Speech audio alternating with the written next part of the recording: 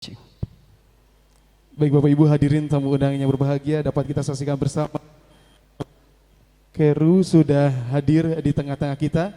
Untuk itu saya serahkan luas-luasnya kepada Abu Takeru untuk dapat memberikan tausiah tentang galau bersama Al-Quran. Tafadhol Ustaz. Cek. Baik. Assalamualaikum warahmatullahi wabarakatuh. Bismillahirrahmanirrahim wassalatu wassalam ala Rasulillah. Innal hamdalillahi nahmaduhu wa nasta'inuhu wa nastaghfiruh. Sungguh segala puja dan puji hanya milik Allah. Kita puji Dia. Kita mohon pertolongan dan ampunannya. Wa na'udzubillahi min syururi anfusina wa min sayyiati a'malina. Kita mohon perlindungan kepada Allah dari keburukan diri kita dan keburukan amal perbuatan kita. May yahdihillahu fala mudhillalah. Barang siapa yang Allah beri hidayah, tak akan ada seorang pun yang bisa menyesatkan. Wa may yudlil fala hadiyalah. Dan barang siapa yang Allah sesatkan, tak akan ada seorang pun yang bisa memberi petunjuk. Asyhadu an la ilaha illallah. Aku bersaksi tiada Tuhan yang berhak disembah dengan benar kecuali Allah. Wa asyhadu anna Muhammadan abduhu wa rasuluh. Dan aku pun bersaksi bahwasanya Muhammad adalah hamba dan rasulnya. Amma ba'du, Allahumma salli wa sallim ala Muhammad wa ala ali Muhammad. Sebelumnya saya mau survei sedikit. Di sini yang usianya di atas 20 tahun acungan tangan. Masya Allah, hampir semua. Biasanya kan ustadz-ustadz suka ngomong gini, itu yang di masjid biasanya cuman orang-orang yang udah sepuh doang. Saya justru syukur kalau masjid kita penuh sama orang-orang yang udah senior, maka kata para ulama apa? Seseorang tuh akan dimatikan sesuai dengan kebiasaannya. Kalau orang-orang yang sudah tua rajin ke masjid, emang itu kebiasaan mereka dari semenjak muda. Dan itu harapan semoga matinya husnul khotimah. Amin. Oke, baik. Berhubung waktunya sangat terbatas, asalnya dikasih 75 menitan. Cuman karena sekarang udah mepet asar jadi cuman 45 menit. Saya nggak akan terlalu banyak muqaddimah, mau langsung nanya aja ini ya. Maaf saya izin berdiri nggak apa-apa? Oke. Ini surat apa? Yang tahu ini surat apa? Saya mau bacain satu ayat atau beberapa ayat. Yang tahu acungan tangan. Kalau benar boleh pulang duluan. Oke. A'udzubillahi minasyaitonirrajim. Bismillahirrahmanirrahim. As-sabiqun as-sabiqun ulaikal muqarrabun. Surat apa? Al-Waqi'ah apa? Kalau ini surat apa? Inna Allah yudkhilul ladzina amanu wa amilus salihati jannatin tajri min tahtihal anhar وحلون فيها من أساور من ذهب ولؤلؤا ولباسهم فيها حرير. Surat apa? Surat Al-Quran. Oh ya benar, Masya Allah. Surah Al-Hajj ya. Masya Allah, Bapak habis Quran sepertinya ya Pak. Oke, baik. Demi Al-Quran, saya biasa ngisi ceramahnya di hadapan anak-anak muda, anak SMP, SMA dan kuliah, dan mayoritasnya kan mantan muda ya. Gak apa-apa, teman-teman semua. Saya mau buka air minum dulu sebentar ya. Alah susah ya. Nah, siap.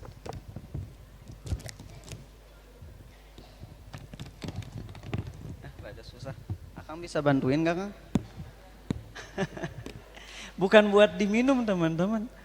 Cuman pengen ngeliatin ke kalian semua. Punten ya Kang ya, ngerepotin. Baik. Kenapa saya pengen ngebawain tentang air minum ini dulu? Karena para pemuda zaman now banyak yang di brainstorm untuk meragukan isi Al-Quran. Saya sebaliknya ingin membuat teman-teman semua yakin dengan kebenaran Quran dan hadis Nabi SAW. Karena baik hadis maupun Quran dua-duanya wahyu dari Allah. Oke teman-teman, ini air minum dulu deh haus. Bismillah. Kalau saya udah minum terus saya ceramah gini, tiba-tiba datang seekor lalat nuhejo kayak celup masuk ke minuman saya. Kira-kira bagusnya minumannya diapain ya? Dibuang. Tapi pernah nggak ngedengar satu hadis yang sahih riwayat Abu Daud? Nabi kita SAW bersabda, jikalau salah satu minuman di antara kalian kemasukan lalat, maka celupkanlah. Karena di satu sayap lalat itu ada penyakit, di satu sayap lalat ada penawarnya, ada obatnya. Tahu gak sih, ini hadis disampaikan oleh Nabi kita SAW 1400 lebih tahun yang lalu. Dan hadis ini gak masuk akal. Saya pernah debat sama seorang profesor. Profesor ini ngomong, apaan hadis disuruh dicelupin tuh lalat, gak masuk akal. Profesor ini bilang hadisnya nggak masuk akal karena menurut dia lalat kotor. Kalau dicelupin makin kotor. Masa di hadis disebutin di satu sayap penyakit, di satu sayap ada penyakit, di satu sayap ada penawarnya? Nggak mungkin. Apa yang terjadi? Perdebatan itu terjadi di tahun sekitar 2008-an, ketika saya masih SMA. Dan di tahun sekitar 2010-an para ahli mikrobiologi, para peneliti baik yang muslim maupun non muslim melakukan penelitian terhadap sayap lalat dan ternyata benar di satu sayap lalat itu ada penyakit, di satu sayap lalat ada penawarnya. Dan ini mereka para ahli banyak yang jadi masuk Islam gara-gara ngedengar hadis tersebut. Kenapa? Kan mereka yang muslim cek, yang non muslim kaget. Kok bisa Nabi Muhammad SAW 1400 lebih tahun yang lalu menyampaikan tentang di sayap lalat ada penyakit dan ada penawarnya, padahal di zaman dulu kan belum ada microwave. Mikroskop belum ada. Iya mikroskop Ibu punten, aduh mending ngegas gini. Dulu belum ada mikroskop. Tapi beliau menyampaikannya. Dan sekarang para peneliti baru bilang ini benar sekarang. Dulu belum ada mikroskop tapi ternyata yang beliau sampaikan benar, ini nggak mungkin. This is not the word of Muhammad SAW. But it is the word of the God of Muhammad, the Lord of Muhammad, yaitu Allah. Ini bukan ucapan Muhammad SAW. Ini pasti ucapan Tuhannya Muhammad, itu Allah. Nah teman-teman, kalau kita mau membahas the miracle of Quran, kalau kita mau ngebahas mukjizat Al-Quran, saya bisa ngebahas berjam-jam dan gak akan habis karena saya basicnya science. Dan kalau saya ngebahas Al-Quran dari sudut pandang science saja, itu udah amazing banget. Cuman, saya diminta panitia untuk ngebahas tentang gimana cara agar Al-Quran ini menjadikan kita bisa terobati dari galau, dari segala macam penyakit hati, dari berbagai macam problematika hidup.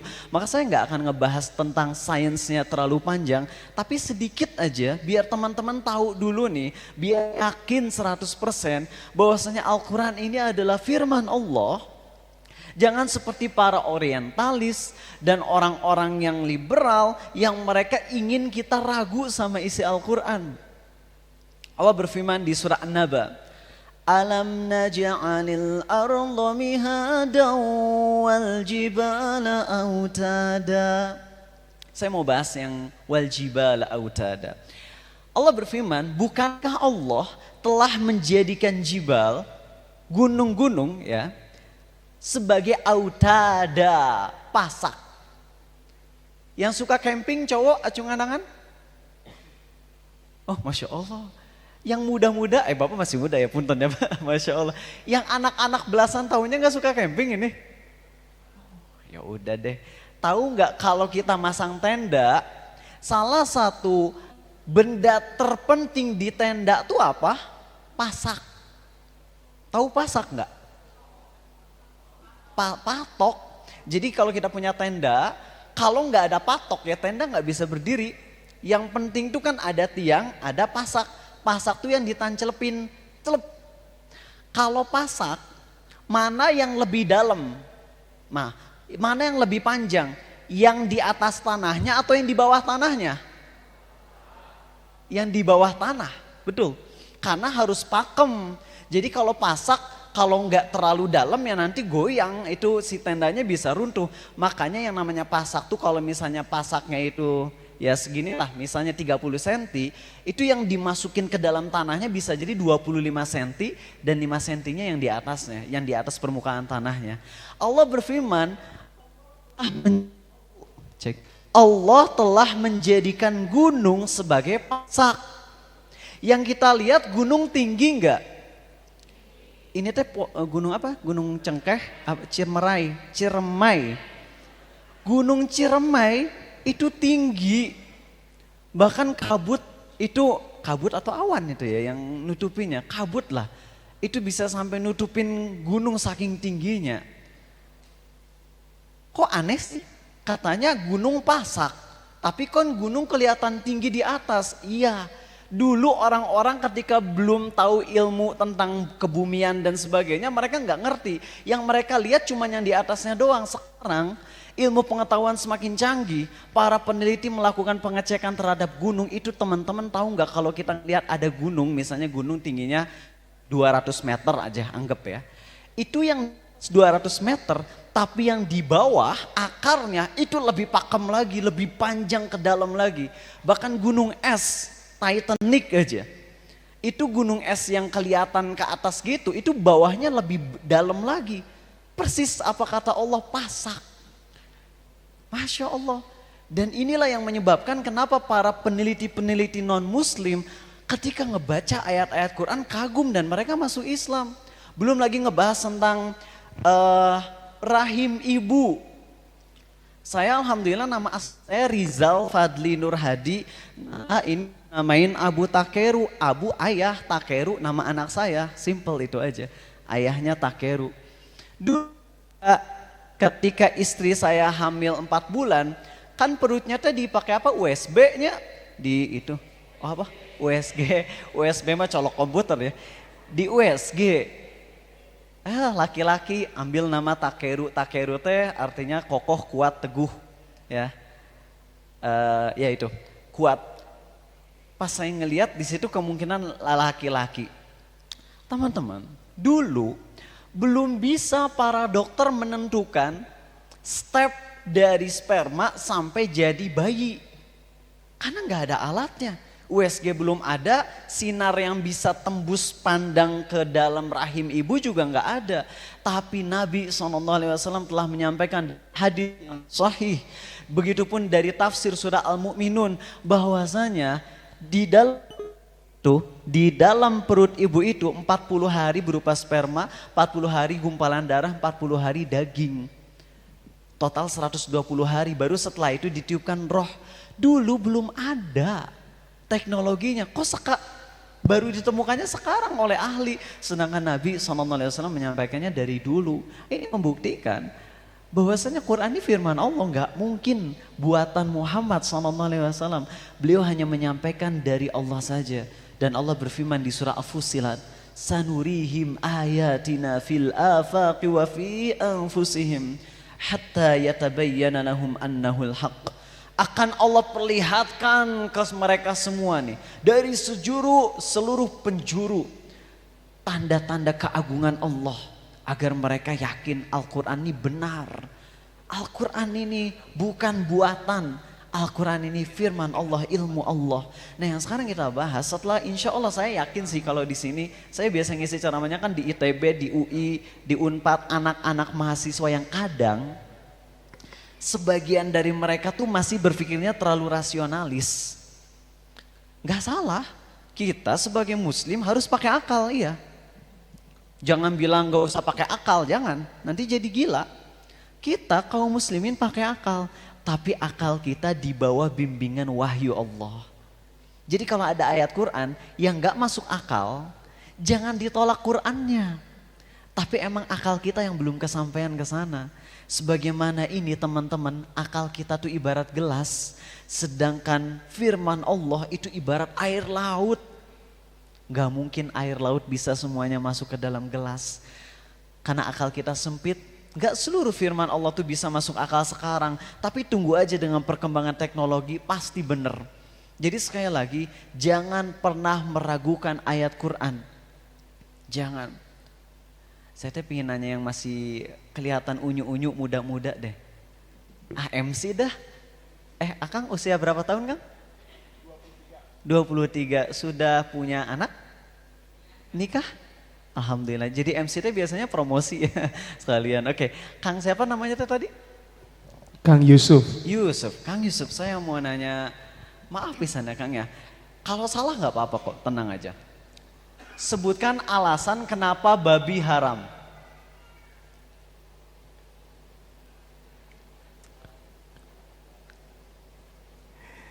Karena terkandung penyakitan di dalam daging babi. Oke, karena ada penyakit di daging babi, ada cacing kremi dan sebagainya mungkin ya, cacing pita atau apalah ya. Teman-teman, jawaban ini adalah jawaban yang hampir saya dapatkan di kampus-kampus. Kalau nggak salah di ICM juga, mana saya si Billy. Billy kan itu alumni ICM ya, Insan Cendekia Mandiri ya. Iya kan ya ICM? Madani ya Mas, Masya Allah. Saya juga nanya di sana dan jawabannya sama. Kenapa babi haram? Karena di dalam babi ada cacing pitanya. Kalau haramnya babi itu karena cacing pita, berarti kalau cacing pitanya dihilangkan dan disterilkan, babi jadi halal. Tapi jawaban itu masih mending sih, ada yang ditanya kenapa babi haram? Jawabannya teh karena nggak punya leher gitu ya. Kenapa babi kalau jalan merunduk? Karena malu punya orang tua babi, katanya. Aduh ya Allah. Dasar bocah-bocah SMP gitu candaannya gitu. Nah teman-teman semua. Baik. Jadi kalau ditanya kenapa babi haram? Jawabannya simple. Karena Allah haramkan babi. Titik. Mau babi disterilkan kek, mau babi direbus di air 200 derajat Celcius, nggak mungkin ya, karena air maksimal 100 derajat, ini mah hiperbola aja gitu loh. Andai misalnya babi direbus sampai di derajat-derajat yang bikin gosong jadi karbon, jadi asap kek, tetap aja babi haram. Karena haramnya babi, karena Allah haramkan babi, dan ketika Allah haramkan sesuatu, pasti Allah tahu di situ ada keburukannya, dan Allah sayang sama kita. Allah nggak ingin kita mendapatkan keburukan tersebut, makanya Allah larang. Oke, alhamdulillah. Itu bagian awal. Sekarang saya mau lebih ke Quran. Gimana gitu, biar di obat kita yang lagi galau, lagi banyak masalah. Dan saya ingin ngasih kisah nyata. Saya dulu SMP, SMA di Australia, kelas 7, 8, 9, 10. Di pesantren di sana, namanya East Preston Islamic College di Melbourne, Preston. Terus saya pulang ke Indonesia, saya masuk ke sekolah umum SMA Negeri 2 Bandung. Jadi udah kelas 10 di Australia, balik lagi ke Indonesia, masuk ke SMA Negeri 2 Bandung. Saya mutilasi, mutilasi. Saya mutasi. Dan itu saya kaget, waktu di pesantren kan cewek cowok pisah. Jadi jarang ngeliatin lawan jenis. Hari di SMA Bandung, SMA umum, ya Allah perempuannya tuh mayoritasnya nggak nutup aurat dan pada genit-genit. Itu saya mah pernah lagi upacara bendera, berdiri di kiri saya ada perempuan Noel saya, Rizal. Saya teh gini, jangan gitu, kita bukan mahram. Dia soleh banget, makin seneng digituin. Aduh kacau. Greget saya jadinya kurang gaul. Karena gimana gitu ya, pas di Australia Allah kasih hidayah, alhamdulillah. Udah dekat sama Islam, pas pulang ke Indonesia pergaulan gini, aduh kalau saya, emang bagusnya mah gaul. Karena kalau nggak gaul kita susah ngedakwahin. Tapi kalau terlalu gaul juga nantinya malah jadi susah ngedakwahin. Sok weh, mana yang lebih gampang didakwahi? Orang yang kita belum kenal sama sekali atau orang yang udah kenal banget sama kita? Yang lebih susah justru yang udah kenal banget, ya enggak? Sokwe ibu mau nggak didakwahi sama suami? Oh, lihat deh. Allah ngedakwahin tiap hari dikentutin, iya enggak guys gitu. Biasanya kalau udah kenal deket, respect menghilang. Makanya dalam teknik bersahabat itu jangan terlalu dekat yang bikin kita jadi enggan mendakwahi. Dan jangan juga terlalu jauh yang bikin kita nggak bisa menyampaikan sama sekali. Jadi temenan tapi jangan terlalu dekat gitu. Saya nggak terlalu gaul. Biasanya saya sekolah, pulang, belajar, sekolah lagi gitu aja. Sampai suatu saat teman-teman, ini bener-bener ngagetin saya. Saya kan rumahnya di Bandung dekat Masjid Agim ya. Di dekat Eko Pesantren Darut Tauhid. Kalau dulu dekat Darut Tauhid yang di Geger Kalong, kalau sekarang pindah ke dekat pesantren. Saya bukan guru di sana, bukan, cuman jemaah aja. Nah, dulu waktu rumah saya dekat ke Darut Tauhid yang di Geger Kalong, saya kan lagi sholat asar. Beres sholat asar saya kebelet. Pipis di masjid, di WC-nya gitu ya. Keluar dari WC masjid, itu saya ngelihat asli, ini mah asli teman-teman. Orang gak pakai baju, pakai celana pendek. Di belakangnya ada tato tulisan Briges. Orangnya teh hitam sangar gitu kelihatan. Saya ngelihat, Briges wudhu, Masya Allah gitu ya. Ngelihat ini anggota geng motor, tahu Briges nggak? Oh tahu kan? Oh nggak tahu ya. Briges tuh anggota itu geng motor terkenal di Bandung gitu. Anggota geng motor, Briges namanya. Itu tato Briges terkenal gitu. Dia lagi wudhu. Saya ngeliatin, tatoan tapi wudhu Saya ngeliatin beres dia wudhu, pakai sarung, pakai baju koko, terus dia sholat asar. Saya kagum dak. Sholat asar bacaannya digedein apa dikecilin? Kecilin. Ingat dikecilin, bukan dalam hati.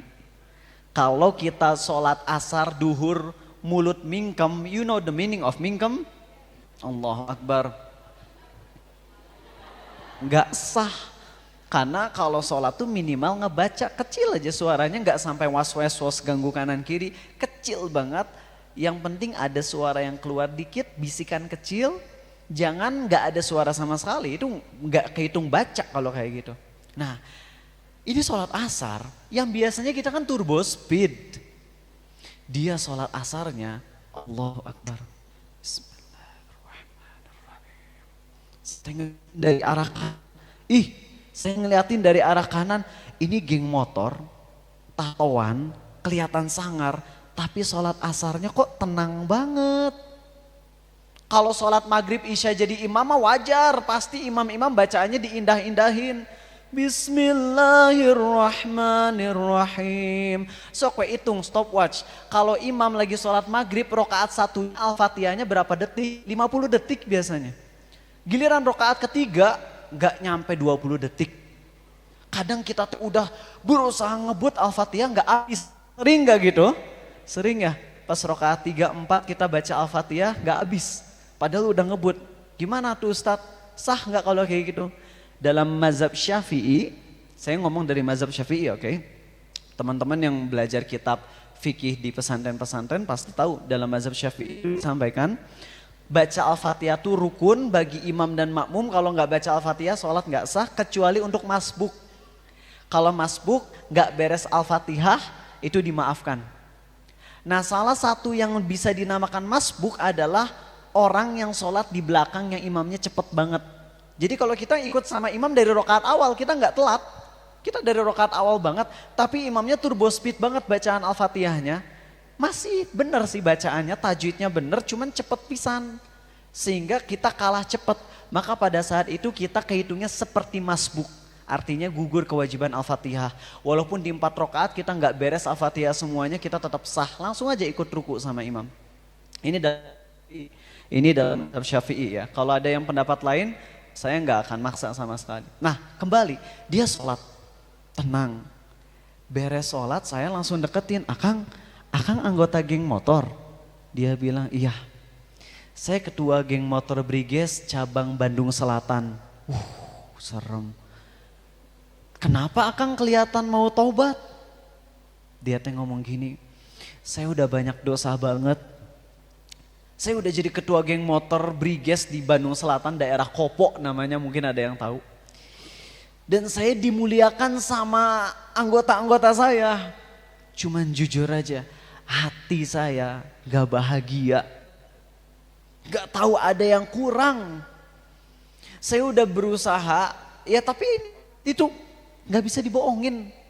Gak bahagia saya walaupun udah jadi ketua. Dan saya udah dosa, dulu pernah lagi miras. Datang orang nasehatin saya langsung tebas pakai samurai, mati itu orang. Udah masuk penjara, udah keluar lagi dia teh. Udah bunuh orang. Gampang bunuh orang ya Allah. Terus dia bilang, tadi baru dari Lembang, anggota geng motor saya kecelakaan terus mati. Di situ saya ngerasa ya Allah, kalau hidup cuman gini-gini doang, apa gunanya? Makanya dia pengen tobat balik. Dan awal dia kembali adalah sholat yang 5 waktu dulu. Walaupun dia udah ngebunuh, dan itu dosa ngebunuh tobatnya susah banget. Karena ada kisos, ada diat, wah pokoknya serem lah kalau udah ngebunuh orang tuh. Tapi yang jelas dia ingin balik ke Allah, pengen sholat 5 waktu, ngejaga sholatnya. Akhirnya saya ajak dia ke rumah, terus saya kasih duit 50.000 dan saya bilang, Kang ambil nih uang dan ambil Quran terjemahan juga nih.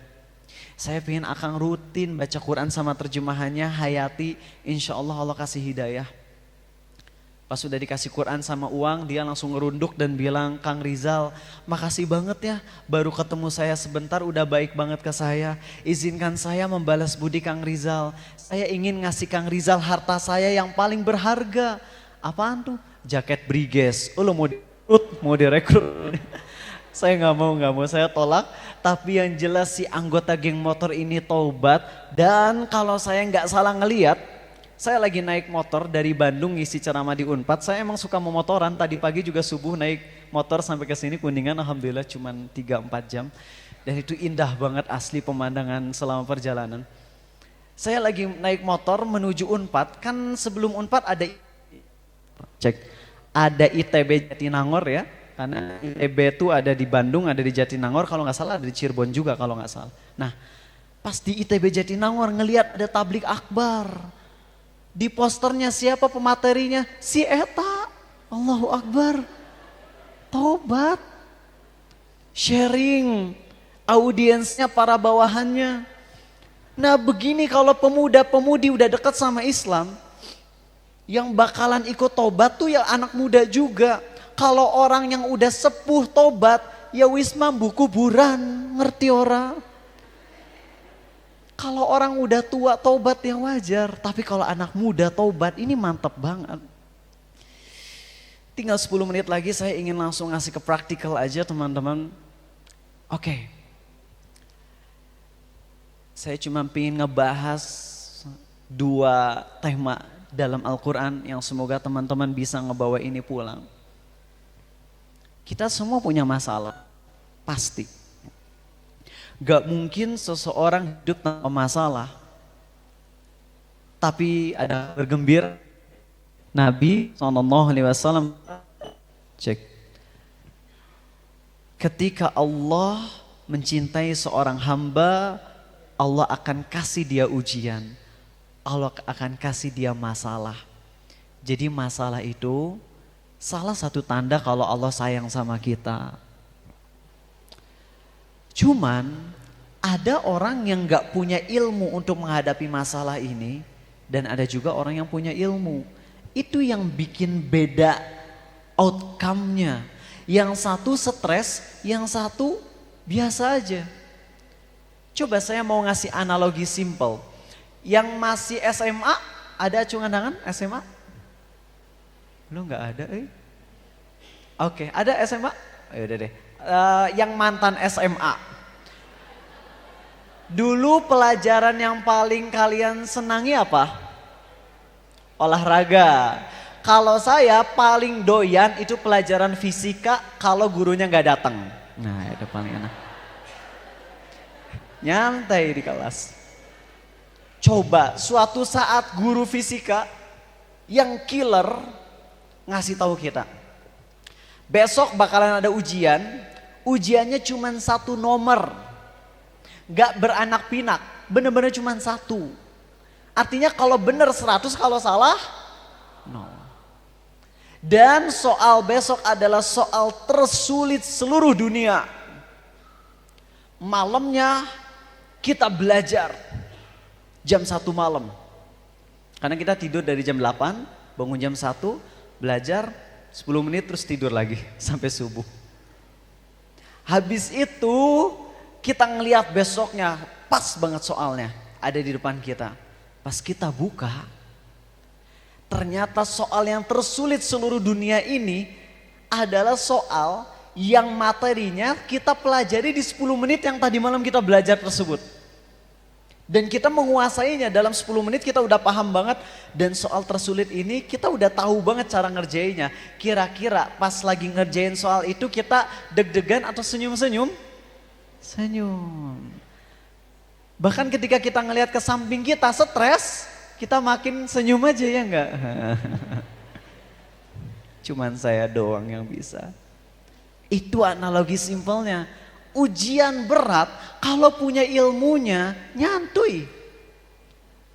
Demi Allah di sini buat ibu-ibu yang punya problem sama suami, buat bapak-bapak yang punya problem sama istri, sama anak, sama bos, sama rekan kerja. Kalian gak ada apa-apanya ujiannya dibandingkan ujian Nabi Muhammad SAW.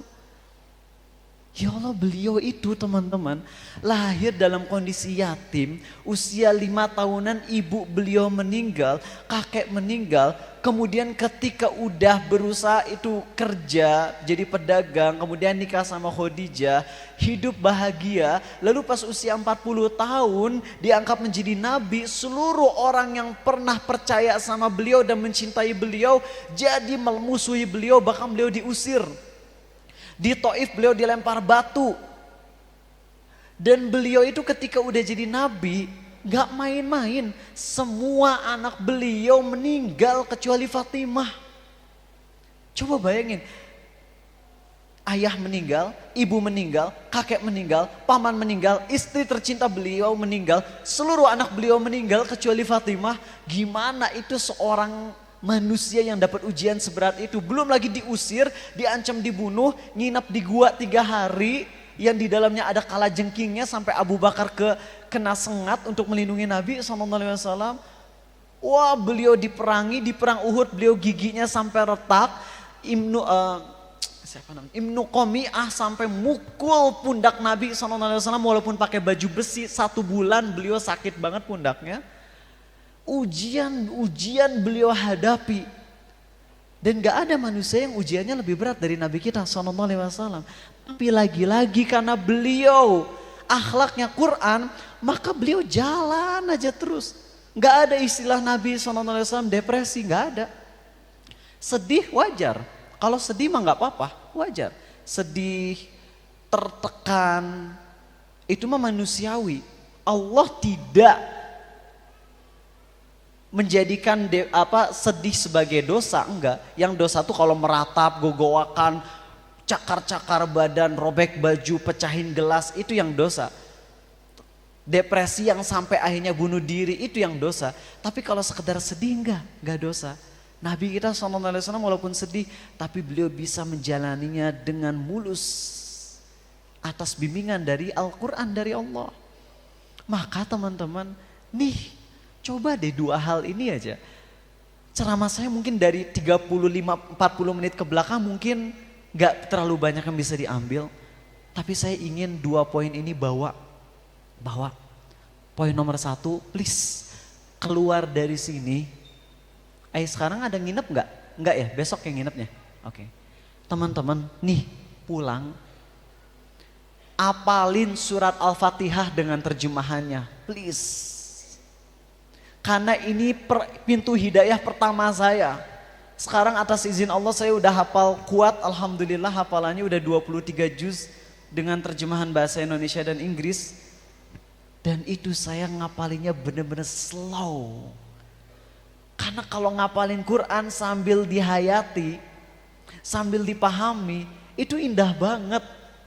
Apalagi kalau kita sambil belajar tafsirnya juga. Baik kita membaca buku tafsir tapi dengan bimbingan guru, itu teman-teman akan menemukan dahsyat banget itu Al-Quran. Saya mau bahas Al-Fatihah dulu dan kemudian saya mau bahas surat Yusuf. Insya Allah cukup dalam 5 menit ini. Pertama Al-Fatihah. Al-Fatihah nih surat yang wajib kita baca dalam sholat. Kalau kita baca tapi nggak ngerti, gimana mau bisa khusyuk?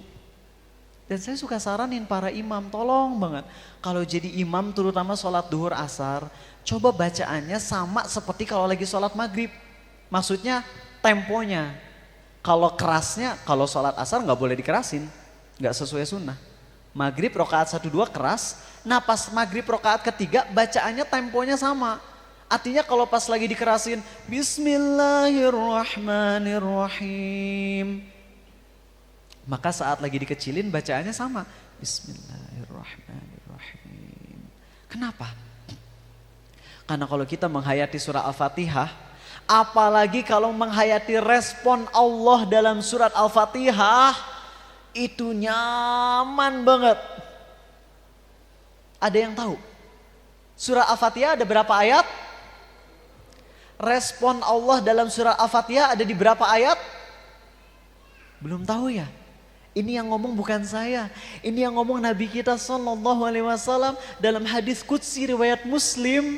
Bahwasanya Allah tuh membalas saat kita lagi baca Al-Fatihah di 5 ayat. Yaitu ayat kedua, 3, 4, 5 dan 7. Coba nih, teman-teman punya masalah sebesar apapun, kalau lagi sholat baca Al-Fatihah dihayati, kemudian coba menghayati juga respon Allahnya, itu mantap banget. Saya langsung praktekin di sini ya. Pas kita lagi baca Bismillahirrahmanirrahim, terus terjemahin dulu di hati, jangan di mulut ya, kalau terjemahinnya batal nantinya ya. Terjemahannya di hati doang. Dengan menyebut namamu ya Allah, yang maha pengasih lagi maha penyayang. Di ayat 1 Allah gak ngebales, tapi di ayat kedua nih dengar baik-baik. Sekali lagi, ini bukan kata saya. Ini kata Nabi Muhammad SAW dalam hadis qudsi riwayat Muslim sahih. Pas kita lagi baca Alhamdulillahi Rabbil Alamin, segala puji bagi Allah Tuhan semesta alam. Sambil kita coba ingat-ingat semua nikmat Allah, tahu nggak Allah ngebalas apa? Allah bilang gini, Allah berfirman pada kita, Allah membalas dengan begitu kasih sayangnya, Hamidani abdi, hambaku telah memujiku. Saat kita lagi baca Ar-Rahmanir-Rahim, yang maha pengasih lagi maha penyayang, Allah membalas, Athna alayya abdi, hambaku telah menyanjungku. Maliki yaumiddin, penguasa hari pembalasan. Apa kata Allah? Fawwadhu ilayya abdi, hambaku pasrahkan urusannya padaku. Seakan-akan ketika kita lagi baca, wahai pemilik hari pembalasan, aku punya banyak dosa, punya banyak problem. Nanti di hari kiamat engkau akan menghisap atas semua yang kulakukan ya Allah. Terus Allah bilang gini, hambaku pasrahin aja semuanya ke aku, kata Allah. Fawwadhu ilayya abdi. Coba yang lagi stres, banyak masalah, pas lagi baca Maliki yaumiddin, hayati kalau Allah ngebalas, hambaku pasrahkan dirimu padaku. Wah, plong. Pas kita lagi baca ayat kelima, Iyyaka na'budu wa iyyaka nasta'in. Hanya pada Engkau kami menyembah ya Allah, hanya pada Engkau kami mohon pertolongan. Allah membalas, hadza baini wa baina abdi wa li abdi ma sa'al. Pas kita lagi bilang ya Allah, kami menyembahmu dan mohon pertolongan padamu, hanya padamu saja ya Allah kami menyembah dan kami mohon pertolongan. Allah membalas, ini adalah antara diriku dan hambaku, apa yang hambaku minta akan kuberi. Seakan-akan Allah nawarin, mau minta apa, mau minta apa, mau minta apa. Dan ternyata setelah Allah nawarin kita mau minta apa, di ayat ke-6-nya yang kita minta apa? Ihdina as-siratal mustaqim. Tunjukkan kami ke jalan yang lurus. Itu tuh seakan-akan merangkum semua permohonan kita. Ya Allah, bimbing aku untuk menghadapi semua problemku. Ya Allah, bimbing aku untuk bisa tobat dari berbagai macam dosa-dosaku. Ya Allah, bimbing aku agar bisa menyelesaikan semua masalah dengan rekan-rekanku. Ihdinas siratal mustaqim. Tunjukkan kami ke jalan yang lurus. Dan di ayat ke-7, siratal ladzina an'amta 'alaihim ghairil maghdubi 'alaihim waladdallin. Allah berfirman, hadza baini wa baina 'abdi wa li 'abdi ma sa'al. Ini kalau kita apal surah Al-Fatihah dengan terjemahannya dan respon Allah kita coba hayati saat sholat, itu kita bakalan enak banget saat lagi ngadapin masalah tuh plong banget. 3 menit yang tersisa, surat Yusuf. Kalau ditanya tentang surat Yusuf, biasanya yang diingat adalah Zulaiha ngajak zina Nabi Yusuf ya. Tapi pernah nggak teman-teman menghayati surat Yusuf ayat ini? Mungkin teman-teman baca surat Yusuf suka ngeskip aja. Padahal ini adalah salah satu ayat yang bisa bikin kita merinding banget loh. Yaitu ayatnya, coba dengar baik-baik. Ini adalah ayat yang berisi ucapan kakak Nabi Yusuf ketika mau ngebunuh Nabi Yusuf. Dan ini adalah salah satu ayat paling serem di dalam Al-Quran yang saya hayati. Kenapa serem? Kakak Nabi Yusuf berkata, uqtulu Yusuf aw itrahuhu ardan yakhlu lakum wajhu abikum wa takunu min ba'dihi qauman salihin. Apa kata kakaknya Nabi Yusuf? Yuk kita bunuh Yusuf, atau kita buang Yusuf ke tempat yang jauh dah, supaya ayah tercurah cintanya kepada kita saja, supaya ayah nggak pilih kasih lagi ke Yusuf.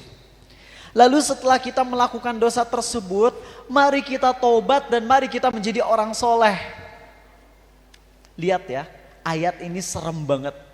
Ketika kakak Nabi Yusuf berkata, yuk bunuh Yusuf atau buang dia, lalu setelah itu kita tobat dan jadi orang soleh. Ini dikatakan oleh kakak Nabi Yusuf di awal surat Yusuf. Sedangkan kakak Nabi Yusuf tobatnya di ending surat Yusuf. Dalam tafsir Ibnu Katsir disampaikan, jarak antara Nabi Yusuf dibuang ke sumur sampai ketemu sama kakaknya lagi itu 80 tahun. Artinya apa? Artinya kalau kita menyengaja maksiat sambil di hati kita bilang, udah maksiat dulu tinggal tobat deh nanti. Bisa jadi kita ditutup hatinya. Kalau kakaknya Nabi Yusuf ditutupnya 80 tahun, kita bisa jadi ditutupnya sampai mati. Nauzubillah min dzalik. Coba kita hayati surat Yusuf kayak gitu. Dan masih banyak banget. Masih banyak banget yang bisa kita dihayati dari itu. Dan teman-teman berhubung waktunya sangat singkat banget ya, dan ini udah harus closing. Saya minta dulu teman-teman, saya yakin banyak pertanyaan dari kalian, cuman karena nggak ada sesi tanya jawab. Tapi insya Allah nanti malam saya akan ada tanya jawab di medsos saya. Jadi boleh nggak teman-teman yang punya Instagram buka dulu Instagramnya. Maaf banget ya kalau ini rada-rada ngemis, tapi untuk kebaikan insya Allah. Silakan buka Instagram terus follow Abu Takeru 0. Bentar aja, saya pengen ngeliat nih siapa aja di sini yang hadir. Abu Takeru terus angka 0. Abu Takeru lalu angka 0. Wis Kang Yusuf paling awal ngefollow, Masya Allah. Abu Takeru 0 di Instagram, oke. Kalau sudah follow nanti insya Allah jam 8.30 tinggal tunggu aja linknya ya. Saya akan buka link Zoom, teman-teman bisa hadir di kajian saya. Nanti di awal kajian dan di ending kajian ada tanya jawab insya Allah. Abu Takeru lalu angka 0. Baik, sekarang udah harus closing teman-teman. Sebagai closing, saya ingin menyampaikan hadis ini. Dan semoga hadis ini bisa jadi pengingat buat kita semua insya Allah. Nanti di hari kiamat, hadis sahih Muslim, Allah akan dekatkan seorang hamba ke hadapannya seorang diri. Kemudian Allah akan bertanya kepada hamba tersebut tentang dosa-dosa masa lalunya. Allah berfirman, kau pernah melakukan dosa ini? Kita jawab, pernah ya Allah. Kau pernah melakukan dosa itu? Kita jawab, pernah ya Allah. Kau pernah melakukan dosa ini? Kita jawab, pernah ya Allah. Kita gak bisa bohong di hadapan Allah. Ketika kita udah benar-benar pasrah, kita ngerasa kalau kita bakalan masuk neraka, udah nggak ada jalan lari lagi untuk kemana-mana. Allah berfirman, dulu di dunia aku telah tutupi aib-aib dan dosa-dosamu, maka di hari ini aku ampuni semua dosamu. Allahu Akbar. Itu Allah yang maha baik. Kepada siapa Allah merahmati dan mengampuni hambanya? Salah satunya kepada mereka yang mentadaburi Al-Quran. Karena Allah berfirman, wa idza quri'al Qur'an fastami'u lahu wa ansitu la'allakum turhamun. Kalau Quran lagi dibacakan, maka diam dan dengarkan agar kalian disayangi oleh Allah. Maka kita kan ingin dirahmati Allah, diampuni oleh Allah. Jadilah kita berjuang untuk menghayati Quran. Karena dengan menghayati Quran, insya Allah itu akan menjadi obat atas semua problem kita. Mari teman-teman kita sama-sama tutup dengan doa. Dan sebagai closing, saya ingin menyampaikan satu firman Allah yang sangat menyejukkan buat kita yang banyak dosa dan ingin taubat. Allah berfirman, qul ya ibadiyalladzina asrafu ala anfusihim la taqnatu min rahmatillah innallaha yaghfirudz dzunuba jami'a innahu huwal ghafurur rahim. Allah berfirman, wahai hamba-hambaku yang banyak berbuat dosa, janganlah kalian putus asa dari kasih sayangku, kasih sayang Allah. Allah ampuni semua dosa, Allah maha pengampun lagi maha penyayang. Mari kita sama-sama doa, minta ke Allah agar kita yang jarang khusyuk ini tetap diterima sholatnya. Agar kita yang sering ngulang-ngulang dosa mudah-mudahan bisa mati dalam kondisi taubat insyaallah. Allahumma salli wa sallim ala Muhammad wa ala ali Muhammad.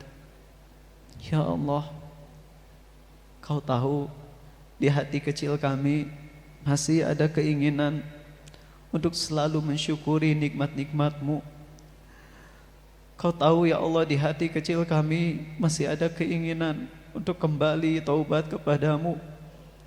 Kau tahu ya Allah, di hati kecil kami masih ada keinginan ya Allah untuk taat kepadamu. Walaupun kami sering mengulang dosa yang telah kami taubati, namun kami tak akan pernah putus asa dari ampunan dan kasih sayang-Mu ya Allah. Ya Allah, kami sering menggunakan mata kami, nikmat yang besar dari-Mu ya Allah, untuk bermaksiat kepadamu. Kau telah mengaruniakan kepada kami pendengaran, namun kami gunakan untuk bermaksiat kepadamu.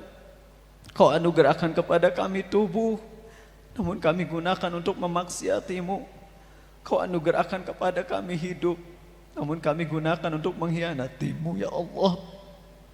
Maafkan kami ya Rabb. Kami sering menggunakan semua nikmat-Mu untuk bermaksiat kepadamu, namun Kau tak mencabut nikmat itu dari kami. Ya Allah, Kau adalah Rabb yang maha penyayang, Kau maha pengampun, Kau maha pemberi hidayah. Sekotor apapun diri kami mohon padamu ya Allah, jangan biarkan kami mati dalam kondisi bermaksiat kepadamu. Jangan matikan kami saat kami sedang mengkhianatimu ya Allah. Jangan matikan kami saat kami sedang berbuat dosa, berbuat nista. Matikanlah kami saat kami sedang sujud. Matikanlah kami saat kami sedang taubat. Matikanlah kami saat kami berada di atas jalan-Mu ya Allah. Duhai ya Rabb, yang menjanjikan akan mengabulkan doa hamba-hambanya yang memohon. Siapapun yang hadir di tempat ini di siang hari ini, kumpulkanlah kami ya Rabb sebagaimana Kau kumpulkan kami di tempat ini. Kumpulkan kami pula ya Allah di hari kiamat di dalam surga-Mu. Jadikanlah kami hamba-Mu yang bisa berjumpa dengan Rasul-Mu sallallahu alaihi wasallam. Rabbana atina fid dunya hasanah wa fil akhirati hasanah wa qina adzabannar. Ya Allah, anugerahkanlah kepada kami yang terbaik di dunia ini dan di akhirat kelak, dan selamatkanlah kami dari siksa api neraka. Amin ya rabbal alamin. Jazakumullahu khairan teman-teman. Minta maaf banget ya kalau misalnya ada kesalahan, kepada panitia juga minta maaf. Terima kasih atas semua perjuangan untuk acara ini. Semoga Allah jadikan ini amal jariah sampai hari kiamat kelak insyaallah. Assalamualaikum warahmatullahi wabarakatuh.